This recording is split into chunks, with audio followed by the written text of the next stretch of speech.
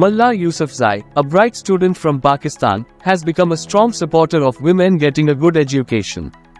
Even though she faced tough times because she spoke out for education and criticized the Taliban, she showed amazing bravery when a Taliban shooter shot her in the head from close-up. She survived this scary incident and became a big spokesperson for the rights of people, education, and women. Because of her hard work, she got many important awards for peace, showing how much she's making the world better.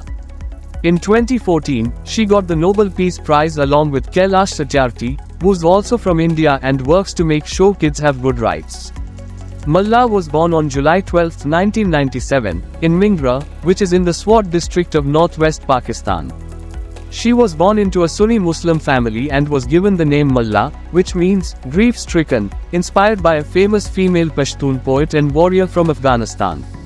Malala's father, Ziauddin Yousafzai, is not just a poet but also runs a chain of public schools. He's a big champion of education himself. Back in 2009, Malala started writing a secret blog for the BBC about her thoughts on education and life while facing the Taliban's threat in her valley. It was her father who encouraged her to share her voice with the BBC. She used the name Gul Makai when she wrote. Malala's father, Ziauddin Yousafzai, is not just a poet but also runs a chain of public schools. He's a big champion of education himself. Back in 2009, Malala started writing a secret blog for the BBC about her thoughts on education and life while facing the Taliban's threat in her valley. It was her father who encouraged her to share her voice with the BBC. She used the name Gul Makai when she wrote. During that time, the Taliban's control over the area grew stronger, making life quite tough. Sometimes, Malala could even hear the sounds of fighting as the Taliban moved forward.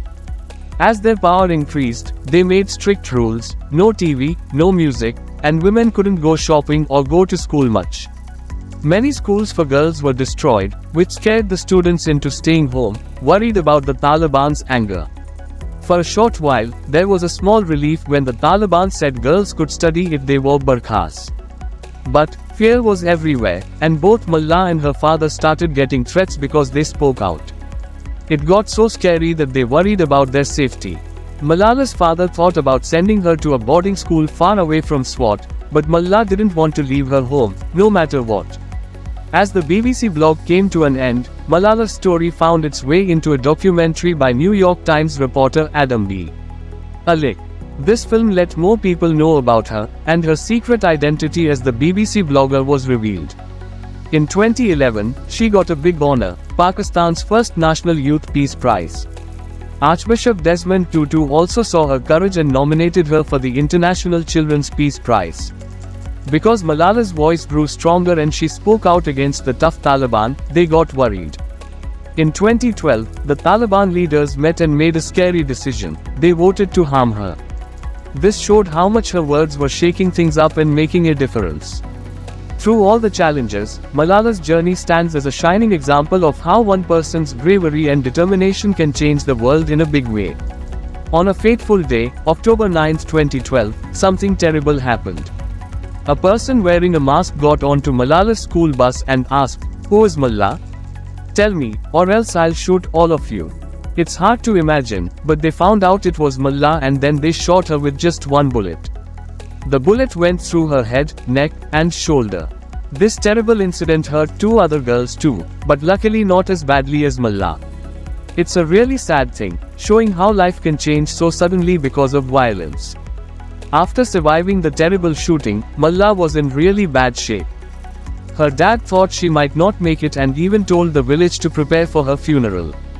Her important organs were not working well, and she got an infection too.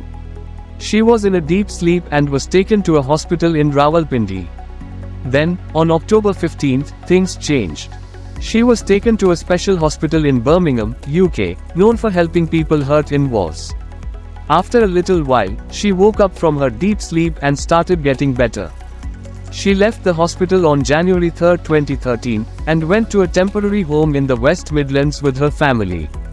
In her book, I Am Malala, she talks about all of this. It's a story about her strength, hope, and how she kept going despite everything. When she was tragically shot, people all around the world were really upset and angry. In Pakistan, lots of folks protested against what happened. More than 2 million people signed a petition for the Right to Education campaign.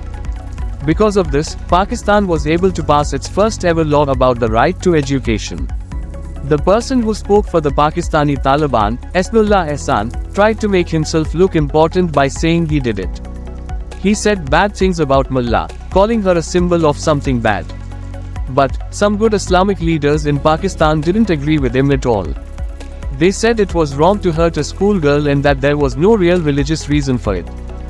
They were really strong in their message against the Taliban's terrible actions. In the incredible journey of Malala Yousafzai, we see a shining example of courage, education, and fighting for what's right.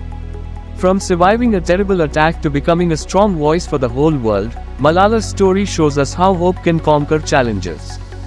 She's shown us that even one person's determination can bring big changes, especially in important things like education and treating everyone equally.